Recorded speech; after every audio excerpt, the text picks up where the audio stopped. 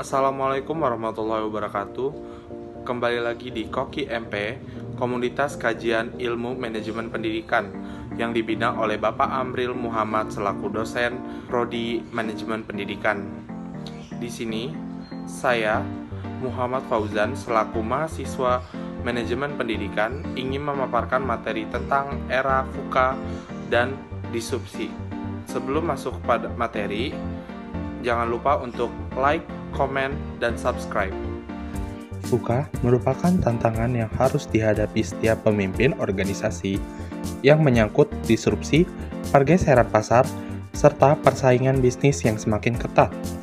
VUCA juga dapat diartikan sebagai kondisi perusahaan di mana sedang mengalami gejolak, ketidakpastian, kompleks, dan ambigu. Perusahaan juga harus mampu menghadapi VUCA agar dapat mencapai kesuksesan. Namun, apabila perusahaan tidak mampu mengatasi VUCA, pasti akan ditinggal konsumennya karena semakin mengalami kemunduran secara terus-menerus. VUCA merupakan akronim dari Volatility, Uncertainty, Complexity, dan Ambiguity. Volatility merupakan di mana perusahaan mengalami pergejolakan yang datang secara tiba-tiba dan tidak dapat diprediksi kedatangannya. Uncertainty merupakan di mana perusahaan mengetahui sebab dan akibat dari suatu masalah, akan tetapi perusahaan belum menemukan cara untuk mengatasinya.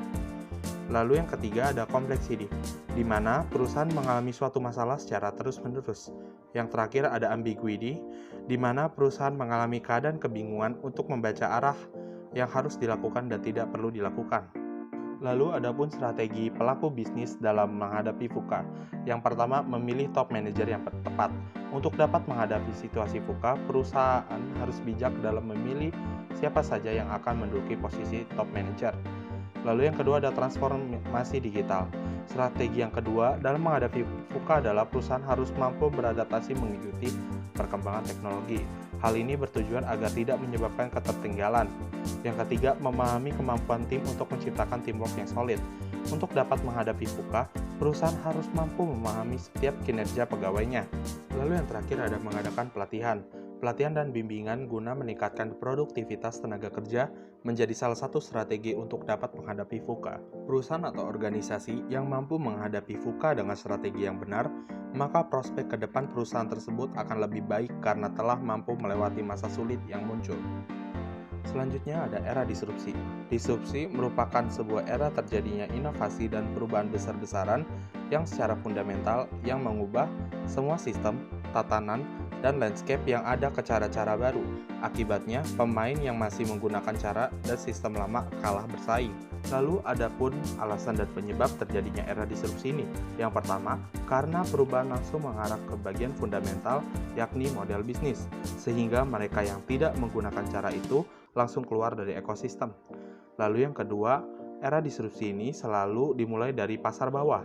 Hal inilah yang membuat pemain lama yang biasanya bermain di pasar atas tidak menyadari bahwa pasar akan didisrupsi oleh pemain baru. Lalu ada cara menghadapi era disrupsi teknologi. Yang pertama, peningkatan SDM. Terjadinya disrupsi oleh perusahaan baru karena mereka memiliki SDM yang lebih unggul sehingga bisa mengadopsi cara baru lebih dulu dengan sangat baik. Maka dari itu, peningkatan SDM harus menjadi salah satu prioritas. Yang kedua ada terus berinovasi. Harus kita ketahui bahwa selera pasar terus berubah. Jika demikian, ada dua hal yang bisa kita lakukan, yakni menghambat perubahan pasar atau melakukan inovasi. Sayangnya, menghambat perubahan selera pasar hampir mustahil untuk dilakukan.